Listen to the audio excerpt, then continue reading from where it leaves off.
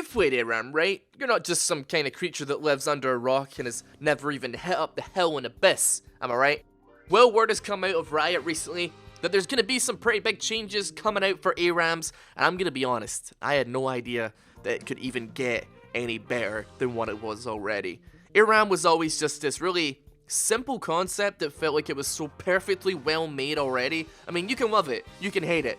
You can be one of those people that basically only ever plays ranked solo queue and you think it's a waste of time to actually have any fun in the game and you make spreadsheets in your spare time. I don't know, but you cannot deny that at the very least, the game mode was well made. I mean, you can basically see that there's been no damn changes to the game mode since it actually came out. Well, these are some of the biggest changes since its release, and boy, oh boy, these are actually good ones. I mean, I spent a lot of time making fun of Riot and their terrible decisions, and you know, with the jungle changes, we're kind of seeing some poor decisions being made potentially on the part of Riot. But oh my goodness, these are some good ones, and let's get into them today.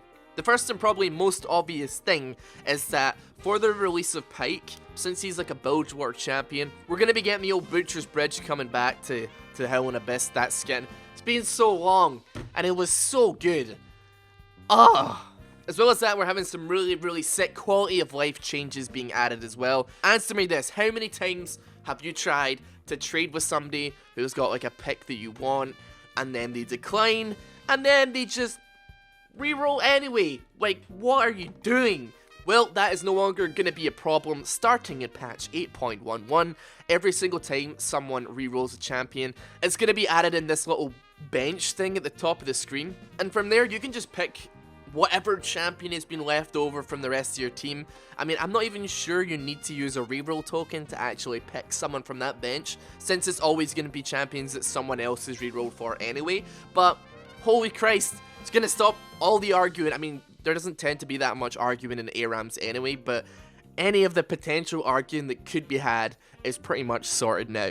As well as this, one of the other changes being made is kind of one of the controversial ones, although it's one that I actually do really like, but I know that a specific group of people will not like it at all. And that is the fact that Riot are making it so that the ARAM free-to-play pool will now consist of the last 3 free rotations of League of Legends champions. So, what this basically means is that ARAM accounts are now dead. ARAM accounts are going to be completely pointless now because there's going to contain 42 champions that may or may not be on that list. And if you don't know what an ARAM account is, basically there's certain people that make an account just to play ARAMs on, and what they do is they'll only buy the champions that are really well performing in ARAMs. So your Zeraths, your Luxes, anybody that pokes a super amount, that's pretty much on the list of champions that they want for their accounts. It's not going to work anymore because, you know, usually before it worked because it's random, but it's only random between about 10 champions, so you're going to get a champion that you can like kick ass on.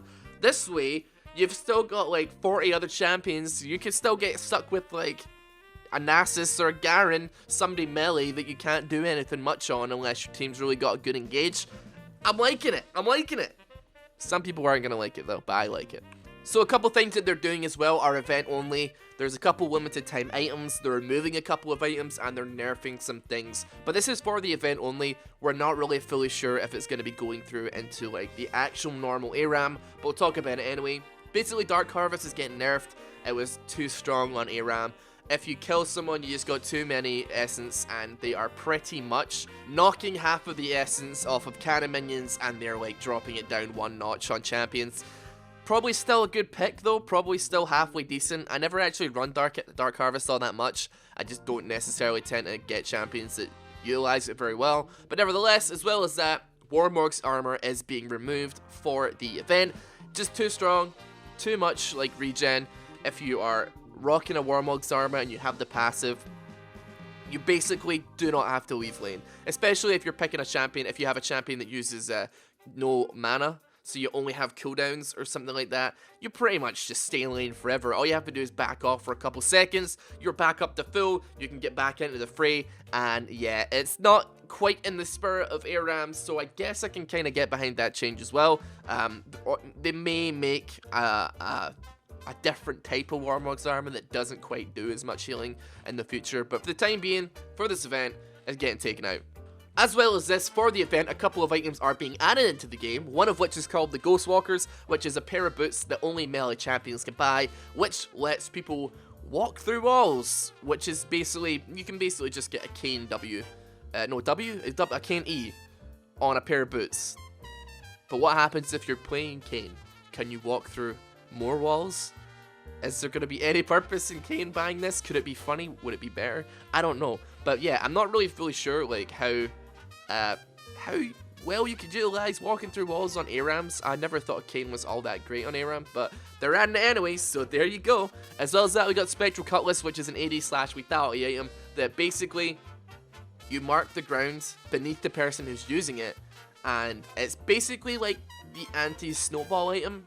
So instead of engaging you into an enemy team with the snowball, so you land a mark on someone and then you activate it and you go shooting across the map, and you can do, like, if you're playing Malphite, you just always straight away once you've landed it on someone. Really good team fight engage. This is basically the opposite of that. So you put it on the ground, you run in, and then a little bit later it pops you back to where you began, as far as I can tell. So these are kind of strange ones. These are kind of strange items. I'll be interested to see who that's going to be good on. Maybe like a Jace or something who like gets in, does some burst, and then backs off. I would imagine maybe you can combine it with the snowball, so you could drop the item, snowball in, do a bunch of damage, and then get popped back without any like repercussions, I suppose. I don't know, that's my idea, but there you go. As well as that, we got the Bloodletter's Veil, which is a close cousin of Banshee's Veil. This AP/magic penetration item shields its owners when they do damage with an ability. So I'm not sure if this is going to be like a magic shield, or if it's going to be just like, like a Hex Drinker shield, one that can not block spells, but can block magic damage. Not fully sure on that one. Sounds a little bit strong on particular characters, like Talia, champions that can do or hit a lot with their abilities and cast them very frequently, or like Karthus or something like that. We'll see how it goes though. So the final and kind of a big change as well is that the health relics on the map are being changed in kind of a weird way. I'm not really sure I agree with it. So instead of the usual little health pack being on the health shrine, you fight over it, you drop traps on it, and you basically try and go for it, and only one person gets healed. They're now changing it so that if you walk onto the health shrine, it will make a bigger redemption sized health drop that not only heals the person that picked it up, but his own team, and also the enemy team. So okay, that's a little bit confusing considering how close it's gonna be to like turrets and stuff. It doesn't seem to really make much difference. I mean, you can even see in the picture here, it's almost touching the turret where where the health pack is next to. It doesn't take much for a team to walk or engage on that. Like, they're probably going to get free heals out of it without even trying. It felt like there was a little bit more to the single target ones, where like, there was a little bit more strategy in getting the enemy's one or baiting the enemy onto your own health packs and like attacking them from there and doing that kind of stuff, whereas this is just like a big free heal for everyone.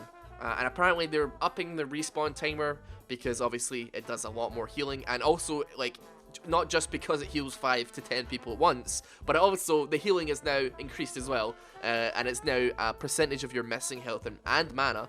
So yeah, that one's a little bit funny. Not fully sure. That's probably the change that I agree the least with, but still, all you ARAM heads out there probably will have a good time.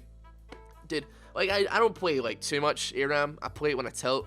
Play it like to level up accounts or whatever, when I level up Smurfs and whatnot. And yeah, it's pretty evident that I'm gonna have to pop out a couple of games on ARAM at this point, because I really like the Butcher's Bridge, and there's probably gonna be some footage from the last video that I did on Butcher's Bridge, but it's a beautiful map, and I don't know why they didn't utilize it more, right? It seemed to have this tendency of spending a lot of effort and time making these really well crafted, thematically nice maps, and then just throwing them in the bin after they're finished with them. Just like the the Star Guardian event with the weird kind of RPG-esque thing you did, the co-op versus AI thing you had to do. Really nice maps, as well as Butcher's Bridge. Just, you know, haven't seen it since. What's up with that? I don't know. Anyway, guys, thank you very much for watching this video. If you did enjoy it, feel free to drop a like on it. I'll be back tomorrow. I'm sorry this is like not quite a gameplay video. I don't know if you can hear. I am sick as hell right now. I am so sick. I was in Ireland and I'm sick, and I'm gonna try and get videos out for you in the next couple of days. Dear God, though, I'm sick as hell. But still, enough complaining. You know, maybe a petty like or something would be good. I don't. It doesn't matter. It doesn't matter. I'll see you guys later. Maybe tomorrow. Take care. Have a good one. Goodbye.